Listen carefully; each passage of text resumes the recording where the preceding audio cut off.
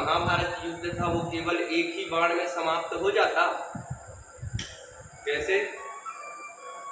जो बर्बरीक था, भीम का पोता, घटोत्कच का पुत्र, उसके पास में ऐसी शक्ति थी कि वह शक्ति को वह प्रयोग करता तो केवल और केवल एक ही बाण में, जो 18 दिन तक चली ना महाभारत की, वो 18 दिन तक नहीं चलनी थी, मात्र 2 मिनट चलनी थी। अगर बर्बरीक युद्ध में आ जाता तो भगवान ने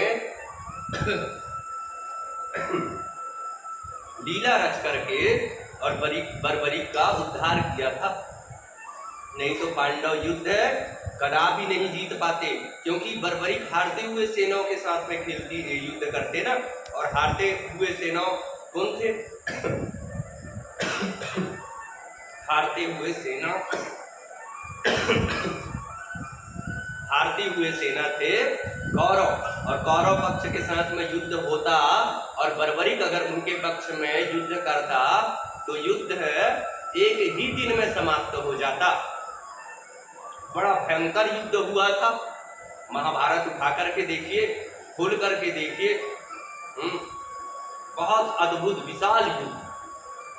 महाभारत युद्ध के पश्चात जब भगवान को छोड़ने अर्जुन जी महाराज गए थे द्वारिकापुरी, श्रीमद् भागवत में कथा आती है, द्वारिकापुरी गए थे छोड़ने के लिए, तो द्वारिकापुरी में इतने आनंद में डूब गए कि 6 महीने हो गए, लेकिन वापस लौट करके और हस्तिनापुर नहीं आए अर्जुन जी महाराज। हस्तिनापुर लौट करके नहीं आए। युधिष्ठिर जी महाराज को शंका होने लगी कि किस प्रकार से अर्जुन अभी तक लौट करके नहीं आया। भाई किसी के यहाँ जाओ, 1 हफ्ते रहो, 2 हफ्ते रहो, 15 दिन रहो, 1 महीने रहो, लेकिन 6 महीने तक युधिष्ठिर जी महाराज को अपशगुन का संकेत दिखने लगा। प्रातः काल जब उठे युधिष्ठिर जी महाराज तो देखते हैं, क्या देखते हैं कि गौ माता अपने बछड़े की दूध पान कर रही है। यह अशुभ ही संकेत है। आप कहीं घर से बाहर जा रहे हैं और आप जैसे ही घर के दरवाजे से बाहर निकलते हैं और आपको बछड़ा दूध पान करते हुए गौ माता अगर दिख जाए तो समझ लेना कि आज इतना शुभ कभी नहीं होगा। और यदि आपको उसकी उल्टा दिखाई दे तो समझ लो कि आज जितना अशुभ कभी नहीं होगा। तो लौट जाओ भैया, जाना ठीक नहीं है। अगर गए तो फंसोगे और अगर नहीं गए तो कुछ अच्छा हो सकता है। युधिष्ठिर महाराज ने देखा कि गाय बछड़े का दूध पान कर रहा है, बड़ी बड़ी अपशकुन दिखाई दे रही है, अशांत मन लग रहा है।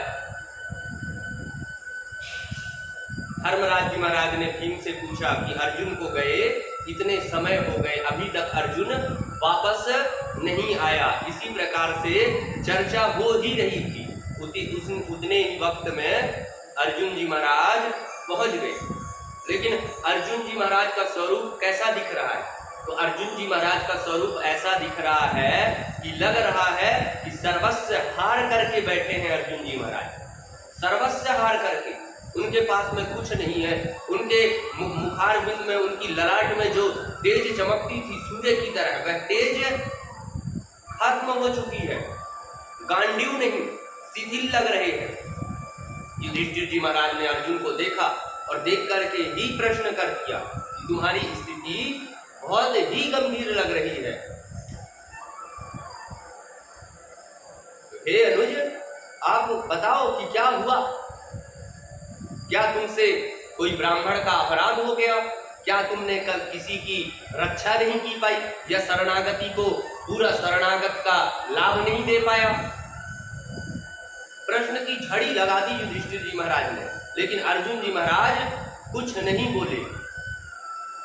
रुद्र मन को अशांत देख करके युधिष्ठिर जी महाराज का भी मन अति अशांत होने लगा। अर्जुन की नेत्र अश्रुओं में भरी हुई है, मानो कि अश्रुओं की धारा टपक रही है, और